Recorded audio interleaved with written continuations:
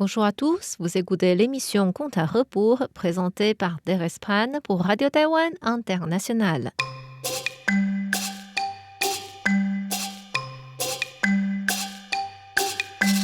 La semaine dernière, nous avons commencé à raconter la légende de Qigong. Ce moine était l'incarnation de l'arhate Fulong, venu dans ce monde pour propager la voie bouddhique. Il devint moine à l'âge de 18 ans et obtint le nom Daoji. Or, à part le responsable du temple, le moine Yuankong, qui connaissait son origine, les autres moines du temple Lingying le trouvaient plutôt fou et certains le détestaient même. En réalité, il aimait boire de l'alcool et manger de la viande. Quand les autres moines le critiquaient de ne pas jeûner comme un végétarien, il répondait: les gens cultivent la bouche sans restreindre le cœur, et moi, je cultive le cœur sans restreindre la bouche.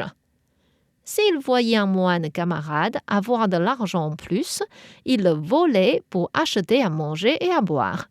Malgré ses actions étranges, Daoji restait un moine véridique et sortait souvent du temple pour aider les gens dans le besoin.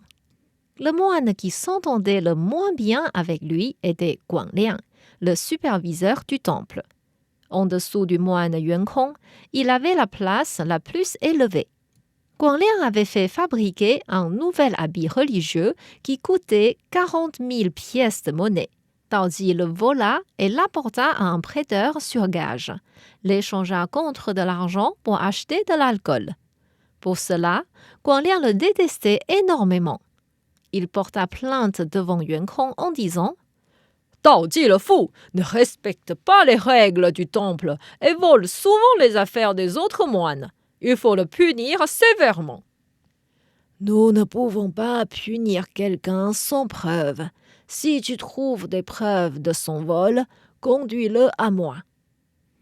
Ainsi, Guangliang demanda à Zhiqing et Zhiming de surveiller Daoji discrètement. Bien responsables, ces deux petits moines faisaient attention à Daoji tous les jours.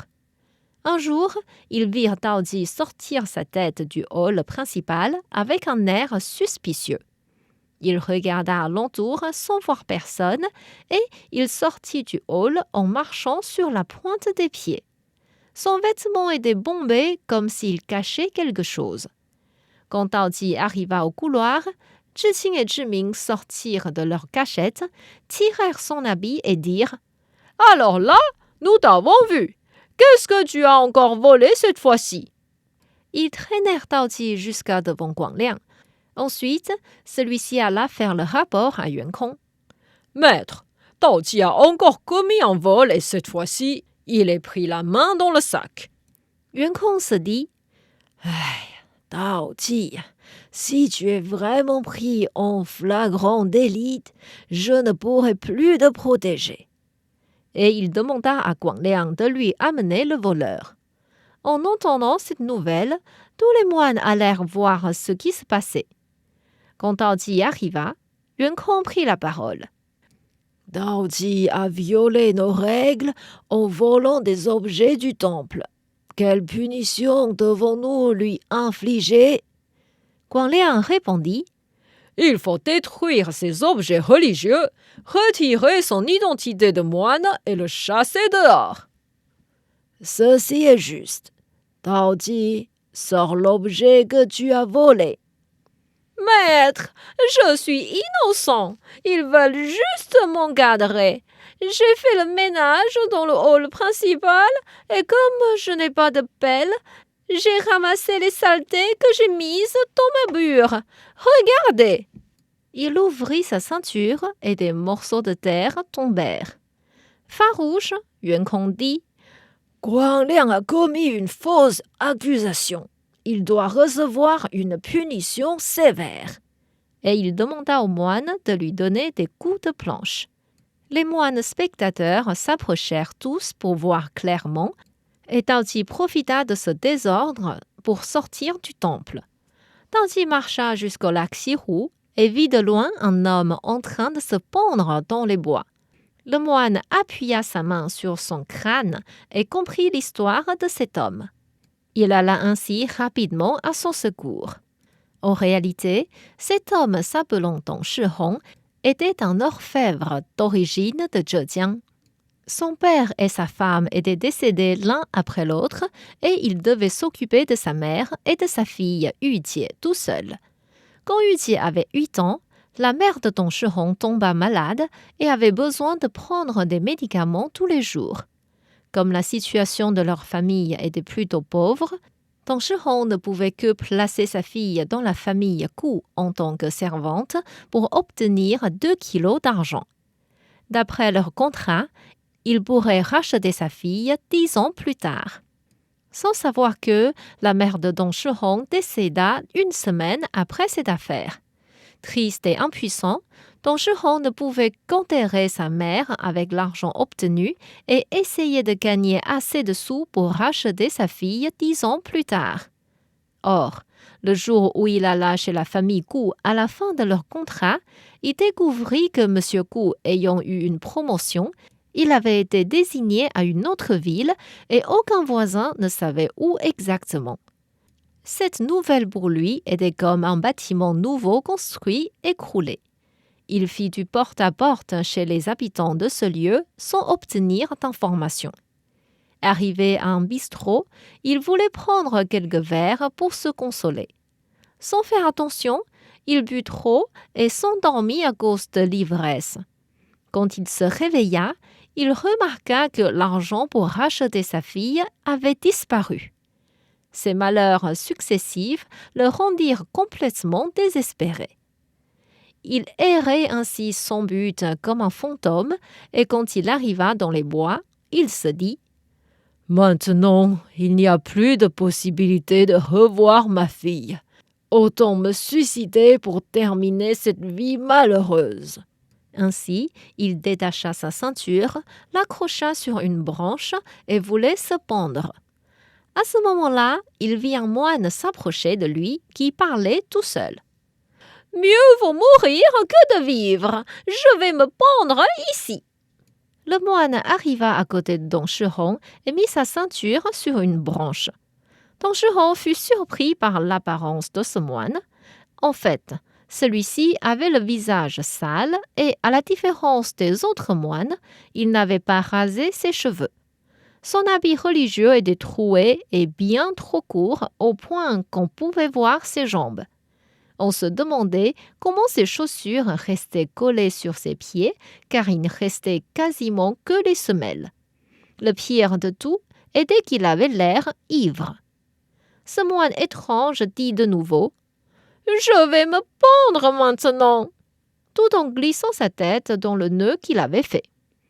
Dong Shihong se précipita de l'empêcher et dit « Attendez, maître, pourquoi cherchez-vous à mourir ?»« Mon maître et moi avons fait 300 appels aux dons et nous accumulons enfin 200 grammes d'argent d'aumône. Mon maître m'a ordonné d'aller acheter 2 nouvelles robes, mais comme j'aime bien boire, je suis entré dans un bistrot et j'ai trop bu. J'ai perdu ainsi tout mon argent et n'ose pas retourner voir mon maître. C'est pourquoi je veux me pendre ici. » Dong Shihong lui dit « Maître, mourir pour 200 grammes d'argent ne vaut vraiment pas le coup. J'ai encore assez d'argent sur moi et cela ne sert à rien que je les garde. Tenez, je vous donne 200 grammes d'argent. » Le moine ouvrit le sac et rigola. « Ton argent n'est pas aussi bien que le mien. Sa couleur montre qu'il est d'une qualité inférieure. » Surpris par cette réaction, Dong Shihong se dit « Il est bizarre. Je lui offre de l'argent et il critique sa qualité. » Il dit au moine « De toute façon, c'est à vous maintenant. Utilisez-le bien. »« D'accord, j'y vais. » Mécontent, Dong Shihong se dit de nouveau « Ce n'est pas possible. Ce moine n'a aucune politesse. Non seulement il critique mon argent, mais en plus, il ne me remercie pas, ni me demande mon nom. Ah, tant pis. Je vais mourir de toute façon. Ce n'est pas la peine de me soucier de cette affaire. » Et pourtant, le moine revint après avoir fait quelques pas. Il demanda « Monsieur, j'étais trop ravi de voir cet argent et j'ai oublié de vous demander votre nom. Comment vous appelez-vous et pourquoi vous êtes ici ?» Tongshihong lui raconta ainsi son vécu et le moine dit « Ah, vous avez perdu de l'argent et votre fille. J'ai compris, vous pouvez mourir maintenant. J'y vais. » Bouche bée, Tongshihong se dit « Comment ? Il est vraiment nul en tact et en rhétorique. » Le moine s'avança 5-6 pas et revint lui dire « Tongshihong, voulez-vous vraiment mourir ou voulez-vous plutôt prétendre de vouloir mourir ?»« Je veux vraiment mourir. Pourquoi ?»« Si c'est comme ça, vous pouvez me faire un autre faveur. Je pense que votre habit vaut aussi 200 grammes d'argent. Si vous mourrez, les loups et les chiens viendront vous dévorer et vont déchirer ce bel habit. C'est vraiment un gaspillage. Autant me le donner. De toute façon, vous êtes venu dans ce monde nu et ce n'est pas mal de le quitter nu aussi. » Tremblant de colère, Tongshihong dit « Je n'ai jamais vu un moine comme vous. Je vous donne de l'argent et vous voulez précipiter ma mort. » « Justement, ne soyez pas pressé. Je vais vous poser une question. Si je peux vous aider à retrouver votre fille, voulez-vous encore mourir ?»« Maître, même si je sais où est ma fille, je n'ai plus d'argent pour la racheter. »« Ce n'est pas un problème. Si vous me croyez, suivez-moi. »« Attendez, de quel temple venez-vous? Quelle est votre appellation ? » « Je suis le moine Daoji du temple Lingying, mais les gens m'appellent plutôt le moine fou. » Tongshihong trouva ce moine très spécial, mais au bon sens du terme. Il détacha ainsi sa ceinture de la branche et demanda « Et où voulez-vous m'amener ?»« Ne posez pas de questions, suivez-moi tout simplement. » Où est-ce que le moine Daoji amènera-t-il donc Tongshihong ? Est-ce qu'il pourra vraiment l'aider à retrouver et racheter sa fille? Pour connaître la suite de l'histoire, veuillez revenir la semaine prochaine à l'émission Contes à rebours.